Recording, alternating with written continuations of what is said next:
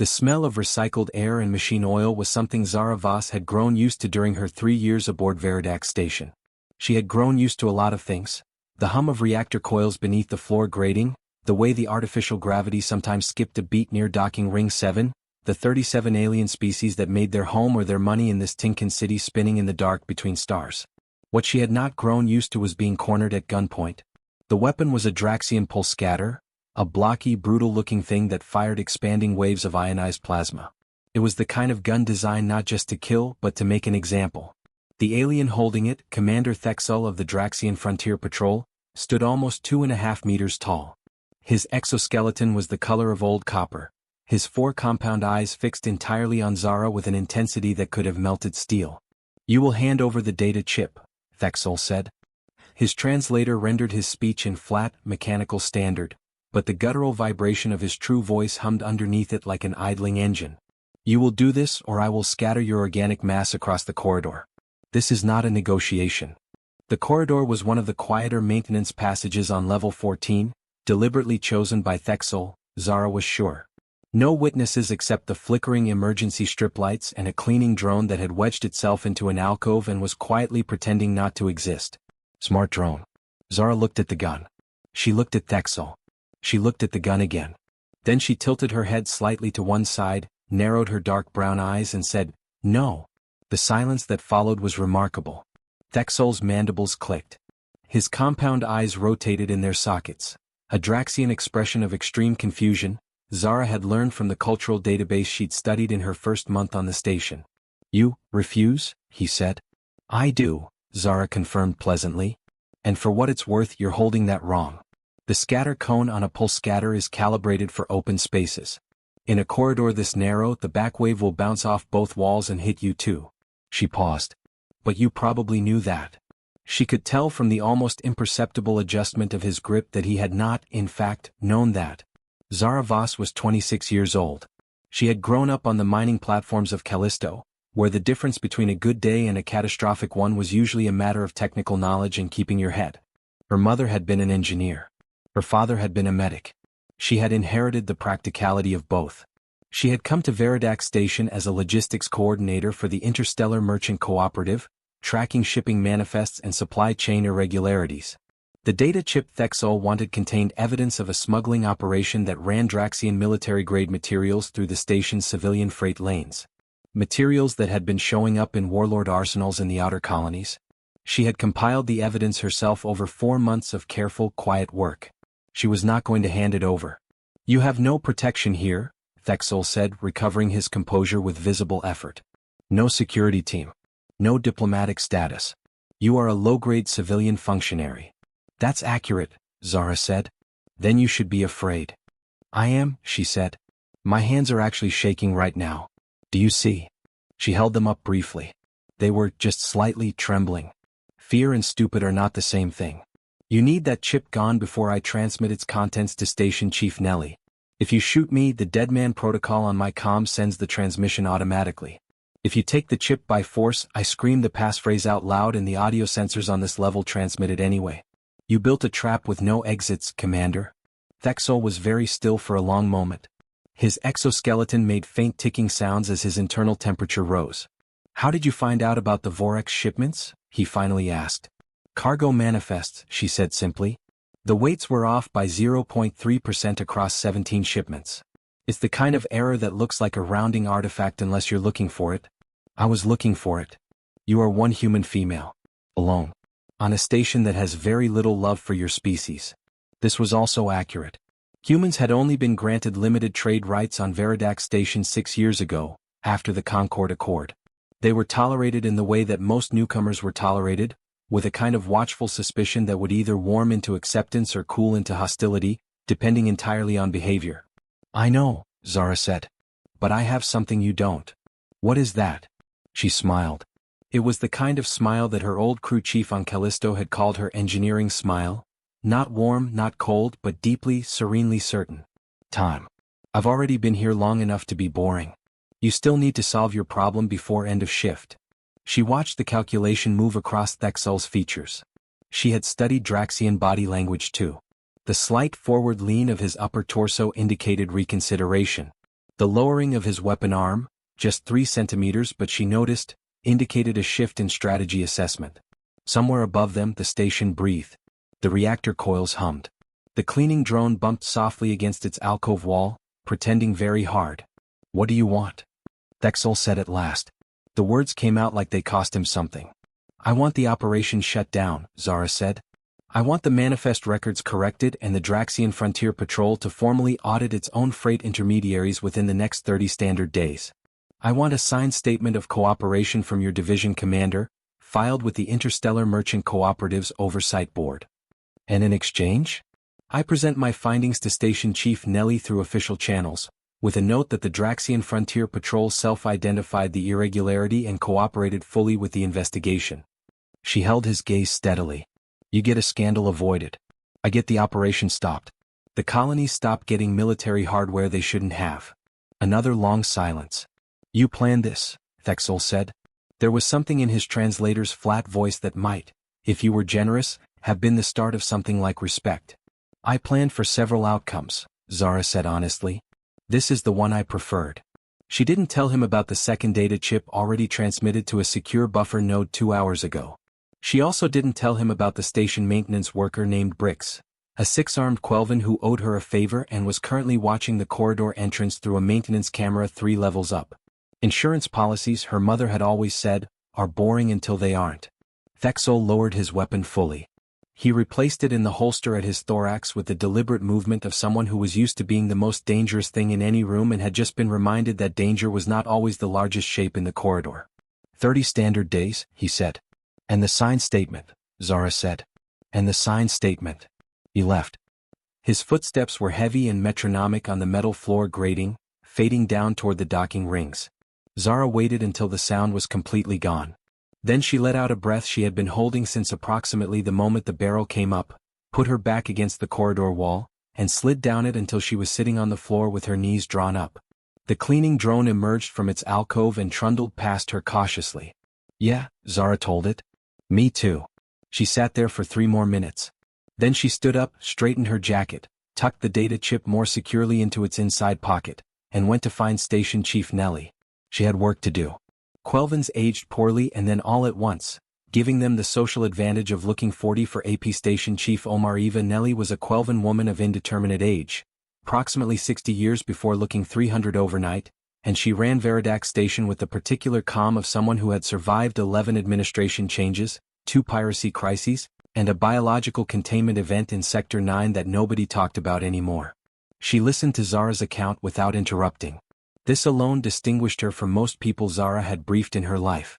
When Zara finished, Nelly set down the physical copy of the preliminary evidence summary and looked at the data chip on her desk with an expression that was, in Quelvan body language, the equivalent of an extremely long sigh.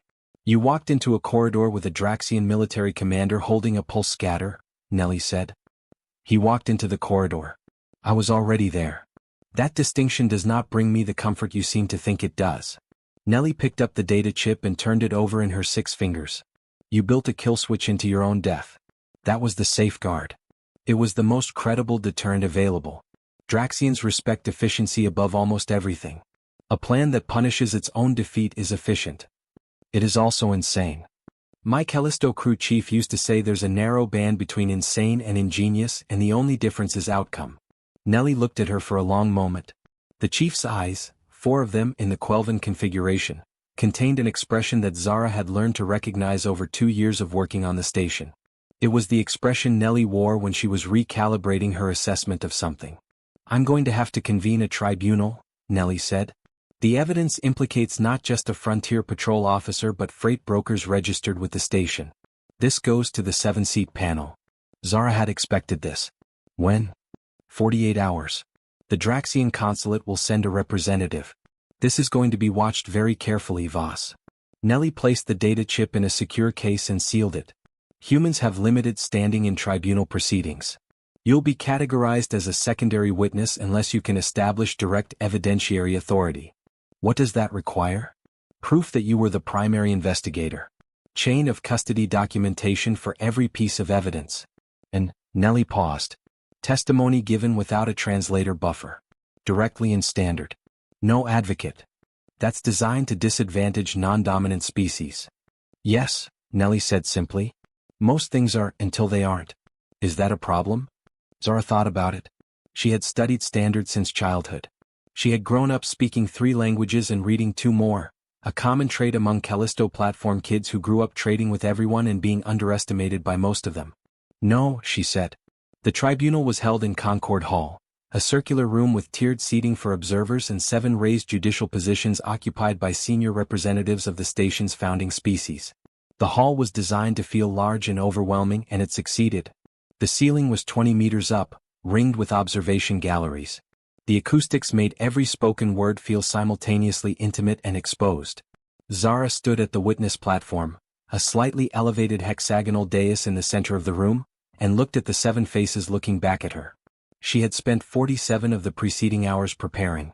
The remaining 1 she had used for sleep, which she considered a reasonable allocation. Ambassador Quelveth, the Draxian consulate representative, was not Commander Thexel. He had very quietly been recalled to Draxian space in the intervening hours, which was itself interesting, but he had the same copperplate exoskeleton and the same compound eyes and the same air of a being accustomed to occupying the dominant position in any situation. He had spent the first 20 minutes of proceedings attempting to reframe the investigation as unauthorized surveillance of Draxian military communications. Zara had spent 3 minutes dismantling this. The cargo manifests are civilian freight documents filed with Veridac Station's own logistics registry, she said, her voice carrying clearly through the hall's acoustics without needing amplification. They are, by definition, public records accessible to any credentialed merchant cooperative employee. I did not intercept communications. I read paperwork. If the ambassador would like to argue that reading paperwork constitutes espionage, I would invite him to explain why that paperwork should be kept private. There was a silence in the gallery. Then, very quietly, something that might have been laughter from the upper observation tier, a sound translated by the hall's ambient system into a soft ripple. Quelveth pressed forward. The weight discrepancies you cite are within acceptable variance margins for interstellar freight. Acceptable variance for organic cargo, yes, Zara said. Not for inorganic sealed cargo containers with declared mass specifications. The containers were listed as carrying agricultural processing components. Agricultural processing components of the type declared have a density coefficient of approximately 2.1 grams per cubic centimeter. The actual mass-to-volume ratio across the 17 shipments indicates a density coefficient of approximately 7.8 grams per cubic centimeter. She paused. That is the density range of Draxian manufactured tactical ordnance casings. I have the cross-reference documentation if the tribunal would like to review it. The tribunal would like to review it. All 7 seats leaned forward simultaneously, which in the species reading shorthand Zara had developed was unambiguously significant. The review took 2 hours. During those 2 hours, Zara stood at the witness platform and answered every question put to her, from all 7 judicial voices, in direct standard, without hesitation and without an advocate. She cited her sources by memory. She explained her methodology. She answered follow-up questions about the follow-up questions. Ambassador Quelveth made several more attempts to complicate or redirect the line of inquiry. Each one died quietly against the weight of documented evidence and the specific, unflustered precision with which Zara Voss answered questions. At the end of the 2nd hour, the Quelvan justice, 2nd seat from the left, said something in their own language to the tribunal peers. Zara's translator rendered it incompletely, but the fragments it caught were thoroughness and unexpected, and one word it rendered as formidable, though Zara suspected the original meaning was something closer to the kind of dangerous you don't see coming. She considered it a compliment. The tribunal voted 6-1 to open a formal investigation. The one dissenting vote was Ambassador Quelveth's, which did not have binding weight under the station's charter. As Zara stepped down from the witness platform, Nellie fell into step beside her. 6-1, the chief said. I expected 5-2, Zara admitted. The Vetharian justice surprised me. I thought the trade relationship with Draxus would weigh on him. It did, Nellie said. But apparently your ordnance density argument was, and I'm quoting here, presented with a rigor that made doubt feel irresponsible. Zara accepted this with a nod. What happens now? She asked. Now, Nellie said, it gets complicated. The investigation will draw attention. Draxian attention. Political attention. She glanced sideways at Zara. You're going to need to stay on the station. I live on the station. I mean, you're going to need to be somewhere it's harder to have a quiet accident. Zara considered this. That sounds like you're offering me a formal role. I'm offering you an office on level 3, a security clearance, and a title that will make it extremely embarrassing for anyone to shoot you in a maintenance corridor. Nellie paused. Also a pay increase. What's the title? Special Investigative Liaison for Freight Integrity. Zara thought about this for approximately 4 seconds. I'll need access to the full cargo database. Not the public registry. All of it. Done. And I want bricks on the team. Nellie raised 2 of her 4 eyebrows. The Quelvin maintenance technician who has eyes everywhere on this station and is smarter than the job description suggests. Yes.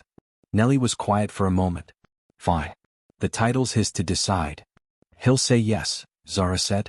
She knew this because she'd already asked him. They walked out of Concord Hall into the ordinary noise and motion of the station's central hub, freight announcements, the distant clang of docking clamps, the smell of 3 different kinds of food preparation drifting from the market ring, and Zara felt the tight, focused clarity that had carried her through the last 48 hours begin just slightly to loosen. She had work to do. More now than before. She realized, not particularly bothered by this. The appointment with Admiral Sarethkine was not something Zara had planned for. Admiral Sarethkine had planned it himself, which was a distinction she was careful to remember as the security escort led her through the docking umbilical and onto the Draxian consulate ship. The ship was a Frontier-class diplomatic carrier, technically a military vessel reclassified for political use, which everyone knew and nobody said. Its interior was designed for Draxian proportions. Wide corridors, high ceilings, ambient lighting tuned to the orange-red spectrum that Draxian compound eyes found most comfortable. It made Zara feel like she was walking through the inside of a forge. Admiral Sarethkine was older than Thexol by a visible margin. Where Thexol had carried the hard-edged arrogance of a military officer in active service, the Admiral had something more considered, a kind of layered patience, like sediment that had spent a very long time becoming stone. His exoskeleton was darker, closer to brown than copper, and marked at the shoulder joints with the forayed insignia of a senior fleet commander. He had dismissed the escort before Zara sat down. She noticed this. "You are not what I expected," he said without preamble. "People say that," Zara said. "It is rarely meant kindly." "I know," she said. "I take it as useful information either way." Sarethkine regarded her with all 4 eyes for a moment. On the table between them was a document, physical, printed on Draxian membrane paper, which meant it was intended to be unrecoverable after reading. She did not look at it directly. She waited. "The Vorex operation," he said, "was not authorized by the Frontier Patrol Central Command." Zara had suspected this. The weights were too carefully obscured, done by someone who understood freight logistics, but the operation itself was too exposed, too easily discovered by anyone running systematic manifest analysis. It was the kind of scheme that worked perfectly until someone looked, and anyone running a properly resourced smuggling operation through a station as watched as Veridax would have ensured nobody looked. Which meant either extraordinary incompetence or a limited authorization chain. Someone local. Someone who thought they were invisible because nobody had looked before. "Commander Thexol," she said. "And 3 freight brokers registered with your station. Humans are not the only species capable of corruption on a personal scale." He said this with a flatness that was not quite an apology and not quite a deflection. "My purpose in speaking with you is not to obstruct the tribunal's investigation. It is to ensure that its conclusions are accurate." "The tribunal's conclusions will follow the evidence," Zara said. "Evidence is assembled by people. People have contexts." He pushed the membrane paper document across the table. "This is the internal audit that Frontier Patrol Command initiated when we became aware of the tribunal motion. It corroborates your findings and identifies 2 additional shipments you did not detect. I am providing it to you before the formal discovery phase." Zara looked at the document. Then she looked at him. "Why?" "Because the alternative is a 6-month formal exchange process during which the investigation stalls, political pressure builds, and the 3 brokers have time to obscure their remaining records." He held her gaze with the particular steadiness of someone who had spent decades making decisions with consequences. "You want the operation stopped. I want the corruption excised. Our goals are compatible. And you want the narrative shaped," Zara said carefully, "so that this reads as Draxian institutional integrity functioning correctly rather than external exposure forcing compliance." Pause.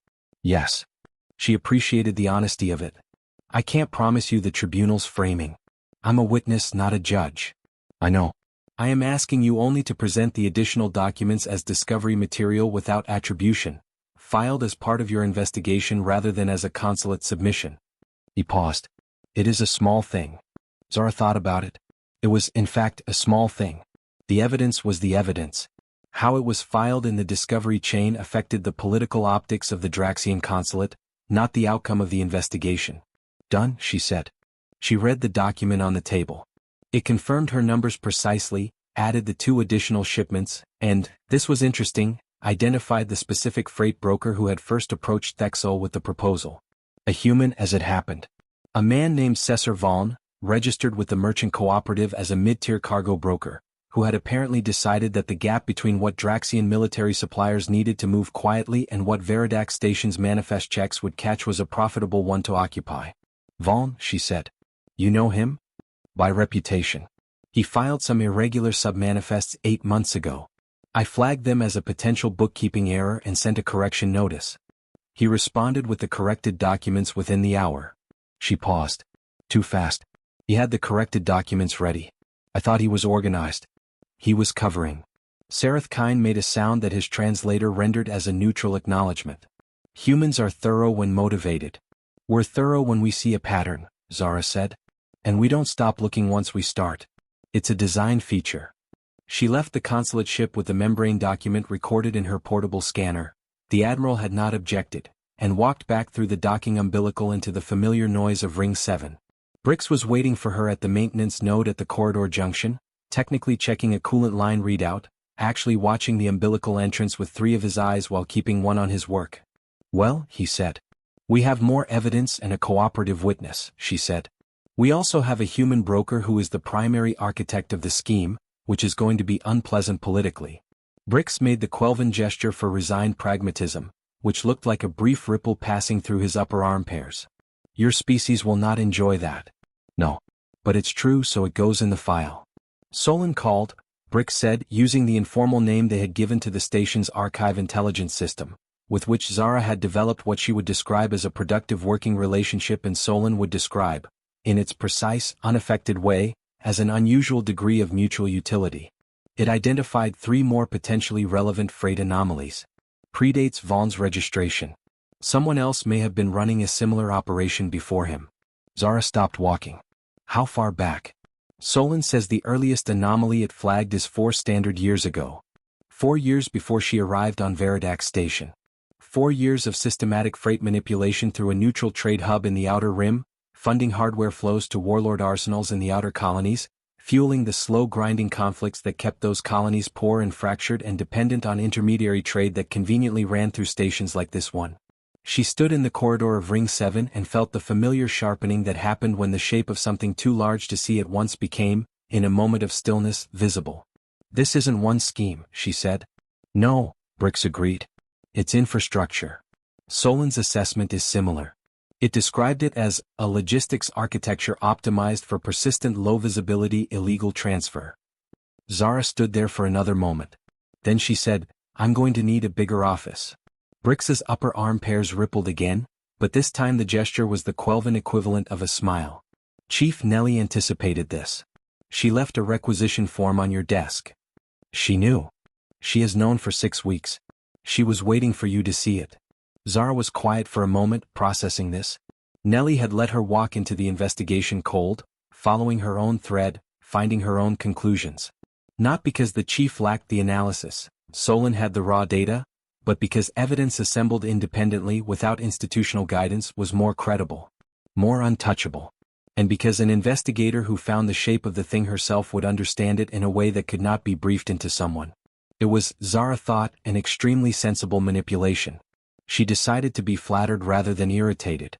Let's go talk to Solon, she said. The transit to Meridian 9 took 22 days on the ICV Resolute, a mid-class freighter that smelled of engine coolant and stored grain and the particular staleness that accumulated in ships that never quite got enough solar exposure to fully air cycle their interior atmosphere. Captain Isapel ran a tight ship in every sense that mattered. Schedules kept, crew paid, cargo handled without incident. And in every sense that was less official, she ran it like a community, which meant loudly with opinions. You're here about the weapons, Pel said, not looking up from her navigation board on the first evening out. She had short-cropped silver hair and the kind of weathered, direct face that suggested she had been having conversations without preamble for so long that preamble had simply ceased to seem like an option. Among other things, Zara said. The other things won't matter to the Colony Council the way the weapons do. Pel finally looked up. Meridian 9 has been under intermittent pressure from 3 different armed factions in the last 4 years. Not open war. Just raids. Supply disruptions. The kind of conflict that keeps a colony too busy surviving to develop. She said this with the flatness of someone who had seen it from the delivery end, ship after ship, year after year. You know what a colony looks like when it's been in that cycle for 4 years? Tired, Zara said. Exhausted, Pel corrected. There's a difference. Tired you recover from. Exhausted changes what you believe is possible.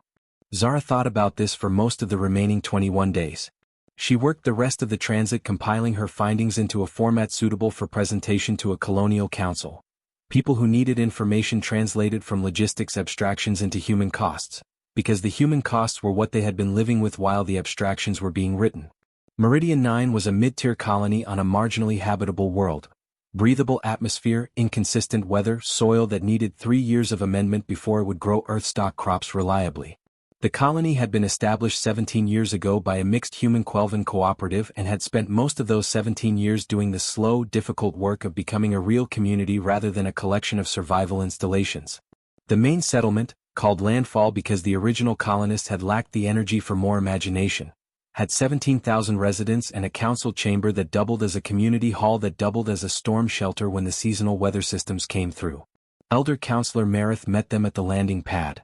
She was a Quelven woman of the actually elderly variety, the all-at-once kind, with the papery, translucent quality that very old Quelvens developed, and she moved with the slow deliberateness of someone who had decided that efficiency was overrated. We have been waiting for someone to come, she said. Not you specifically. Someone who was following the right thread. How did you know someone was following it? Zara asked. Because the raid stopped 7 weeks ago. Suddenly. Completely. Maritha's 4 eyes were calm and watchful. Supply disruptions don't stop suddenly and completely unless something upstream changed. We didn't change. You changed something. The tribunal proceedings had been filed 6 weeks ago. The freeze on the freight broker accounts pending investigation had gone through 5 weeks ago. The timing fit. The council session was held the following morning in the community hall. 14 council members, representing the settlement's various districts and cooperative units, plus 3 representatives from 2 smaller outlying installations connected by ground link. Outside, the seasonal wind was picking up. Zara could hear it against the reinforced windows, a sustained low note like something trying to get in. She presented her findings without softening them. She showed them the manifest data, translated into cargo type and volume and timeline. She showed them the cross-reference to the armed faction activity reports that Meridian 9's own security coordinator had filed with the Colonial Development Authority over the preceding 4 years, documents that had been received and logged and never connected to anything because nobody had been looking at freight manifests while they were looking at raid reports. She showed them the gap. Someone was selling them the weapons they used on you, she said, and routing the payment through freight manipulation on Veridac Station. It's not a conspiracy on the scale of a war. It's a business model. The council was quiet for a long time. Then one of the younger members, a man named Taro Vel who ran the colony's water reclamation cooperative, said, "What happens to them now?" Tribunal investigation. Freight broker accounts frozen. The Draxian Frontier Patrol is conducting its own internal review, which will result in Thexol facing a military conduct board. Zara paused. The human broker, Valn, is currently in custody pending a full merchant cooperative audit. And the factions? The ones who were buying. That's outside my jurisdiction, Zara said. The Colonial Security Authority will be notified. What they do with it is their decision. Vel nodded slowly. But they won't have a supply line anymore. No. Not this one. Another silence. Marith, who had been listening from the end of the council table, spoke. You are very young, she said, looking at Zara with an expression that was not condescension but something more like observation. To have found all of this. I had help, Zara said honestly. She glanced at Brix, who was seated to her left and made the smallest possible gesture of acknowledged partnership. And I'm not the first person to have looked. I'm just the first person who looked at manifests and raid reports at the same time. Why did you look that way? Zara thought about it. Because on Callisto, when something went wrong with a system, you didn't just look at the system. You looked at what came in and what went out. Problems usually have inputs. If you trace the inputs, you find the problem. Marith was quiet for a moment. Then she said something in Quelvan that Zara's translator rendered as, "That is a good way to see." After the session, Pell walked with Zara across the landing field toward the Resolute. The seasonal wind had reached the settlement now, pushing loose dust in long horizontal curtains. "Does it help?" Pell asked. "Knowing they'll know?" Zara looked at the settlement behind them. The reinforced buildings, the careful geometry of the cultivation fields in the distance, the water towers with their indicator lights blinking steadily in the dust haze. "It doesn't undo 4 years," she said. "No. But..." She stopped walking. 17,000 people on a marginally habitable world who spent 4 years exhausted by a business model that profited from their exhaustion are going to get the next 4 years to just work on becoming a community. She paused. "That's not nothing." Pell was quiet for a moment. "No," she said. "That's not nothing." They boarded the Resolute as the wind reached full seasonal intensity, rattling the landing pad structures with methodical persistence. Zara sat at the small desk in her bunk alcove and began writing her final report. She wrote it for the Tribunal, for the Colonial Development Authority, and, because Nellie had suggested it and Nellie was consistently right, for the public record. She wrote it carefully, precisely, and without self-congratulation, because the work was what mattered and the work was not finished. She was beginning to understand the kind of work that was never quite finished. There would be other manifests, other weight discrepancies, other business models built on the gap between what was documented and what was real. But there would also be her. And she thought, watching Brick settle into the opposite bunk with the equanimity of someone who had accepted the full situation, there would also be help. That would have to be enough. She suspected it was. 6 months after the tribunal closed its proceedings, Veridac Station looked, from the observation ring, exactly the same as it always had. Zara had come to understand the nature of institutional change. It happened inside systems, in the updated protocols and the refiled manifests and the new audit procedures that Freight Integrity had spent 4 months designing and pushing through the station's administrative layers. It happened in the Draxian Frontier Patrol's new cargo verification requirement for all shipments transiting neutral stations. It happened in the 17 colonial security authorities that had, following the public filing, started cross-referencing their incident reports with regional freight data.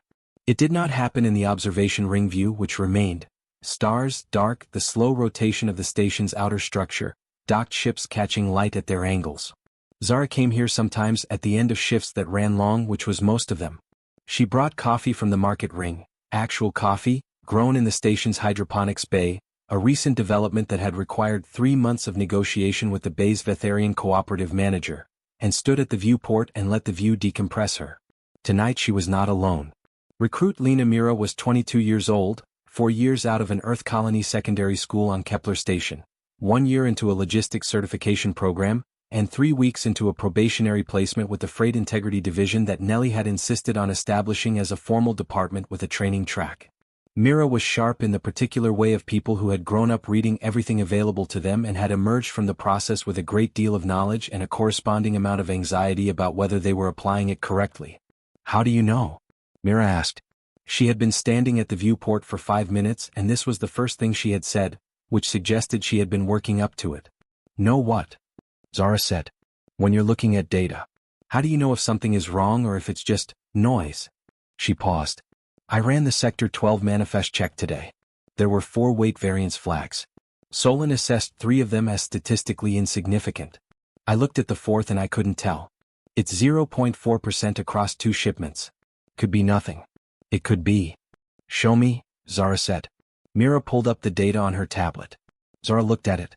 2 shipments, a week apart, both filed under the same freight broker registration. A Vetharian shipping house with a 20-year clean record, carrying declared electronic components. 0.4% variance across both in the same direction. Same direction. "Did you check the density coefficient?" Zara asked. "Yes. It's within range for the declared cargo type." "Within range or at the center of the range?" Mira pulled up the secondary screen. The coefficient was at the upper limit of the declared cargo type's range, the edge, not the center. It could be natural variation. Components were not uniform. But the same variance, the same direction, the same upper limit density across 2 separate shipments a week apart from the same broker. Flag it, Zara said. Not as confirmed anomaly. Flag it for extended monitoring. For more shipments. If the pattern holds, we go deeper. Mira was quiet for a moment. It might be nothing. It might be. The monitoring will tell us. Zara looked at the view through the viewport. The thing about noise is that it's random. Real noise goes up and goes down and goes sideways. When something consistently goes in one direction, it's usually trying to go somewhere. Mira saved the flag on her tablet and was quiet for a moment. Then, the Vaughan sentencing came through today. I saw 12 standard years in a Colonial Justice Authority facility, with full asset seizure. The 3 freight brokers who had worked with Thexol received sentences between 4 and 8 years, depending on their level of involvement. Thexol himself had been dishonorably discharged from the Draxian Frontier Patrol and was facing a separate Draxian military tribunal that, by all accounts, was going to result in a substantial period of what Draxian culture called corrective isolation. The factions on Meridian 9 and 3 other colonial worlds that had been receiving the illegally routed hardware had fragmented in the months since the supply line ended. 2 had dissolved entirely. 1 had entered negotiation with its colonies council under a Colonial Development Authority mediation program. The 4th was still active but had, according to the most recent security report, lost approximately 60% of its operational capacity without a resupply chain. None of this undid 4 years. But it changed what the next 4 years could be. Sareth Kine stopped by the division office today, Mira said. The Admiral. He brought the new Frontier Patrol cargo audit protocols in hard copy. He said, she paused. He said, the standard has been raised and we intend to meet it. I didn't know what to say. That's fine, Zara said. You don't always have to say something. The reformed Admiral Sareth Kine was now serving as the Draxian Frontier Patrol's formal liaison to Veridax Station's freight integrity process, a position that had not existed 6 months ago and whose creation was, Zara suspected, a pointed institutional message from Draxian Fleet Command about what it expected from its officers going forward. He was precise, cooperative, and unfailingly correct in all their interactions. He had also, in the 2nd month of the new arrangement, told Zara, with the specific, considered phrasing of someone who had weighed the words before using them, that she had handled the initial confrontation with Thexol in a manner that he found unexpectedly instructive. She had thanked him. She had meant it. Brix appeared at the observation ring entrance with 3 cups of coffee. He had, like Zara, developed a liking for the hydroponics bay's output, which he described as having a character that rewards patience, which was a Quelvan way of saying it was bitter but grew on you, and distributed them without being asked. Solon completed the historical manifest audit, he said, settling against the viewport beside Zara. The 4-year pattern. Full reconstruction. And? It is, as we suspected, larger than originally assessed. The original Vaughan operation was the 3rd iteration. There were 2 before him, different brokers, similar methods. Solon has identified 23 colonial worlds that received anomalous hardware shipments over an 11-year period. 23 worlds. 11 years. Zara stood at the observation ring viewport and looked at the stars and thought about 23 communities that had spent some portion of 11 years living under the pressure of manufactured conflict, exhausted in the specific way Pell had described, believing that what was possible was smaller than it actually was, because someone had decided that the gap between what was documented and what was real was profitable. How many people? She asked quietly. Brix understood what she was asking. Solon estimates combined population across the affected colonies at approximately 4 million. Of those, the fraction in active conflict-affected zones at any given time, he paused. The estimate is wide. Between 300,000 and 1 million, depending on period and intensity. Zara was quiet for a long time. Then she said, we need more people. Yes, Brix said. The training program needs to produce investigators, not just auditors. People who can read manifests and read incident reports and read the space between them. Chief Nellie is already, Brix started. I know. I want to accelerate it. She looked at Mira. You flagged a pattern tonight that Solon assessed as statistically insignificant. You flagged it because you looked at the direction of the variance, not just the magnitude. Mira looked uncertain. I might be wrong. You might be. That's why we monitor. Zara paused. But you looked. That's the thing. You knew what to look for and you looked. That's what this is. She gestured at the office, the station, the stars beyond the viewport. There is more of this than any one person can find. So we need more people who know where to look. Mira was quiet for a moment. Then, with the careful precision of someone who had decided to be honest rather than modest, "I want to do this right." "I know," Zara said. "That's why you're here." They stood at the observation ring, the three of them, with their coffee and the view and the weight of 23 worlds and the ordinary sound of the station around them, the hum of reactor coils, the distant clang of docking clamps, the recycled air and machine oil smell that Zara Voss had grown used to during her time on Veridac station and had, somewhere along the way, stopped thinking of as something she was merely enduring and started thinking of as home. There was work to do. There always was. She was not, she thought, particularly bothered by this. She had people to do it with. That, in the end, was the thing that mattered most, not the single confrontation in a maintenance corridor, not the precision testimony in a 7-seat tribunal, not the evidence that broke a scheme built on 4 years of someone else's exhaustion. Those were moments. What persisted beyond moments was structure. The network of people who knew where to look and would keep looking, passing the knowledge forward, raising the standard, meeting it. One manifest at a time. One flag at a time. One recruit who stood at an observation ring viewport and looked at the direction of variance instead of just the magnitude, and decided to flag it anyway because something might be trying to go somewhere. The stars held their positions beyond the glass. The station turned. The work continued.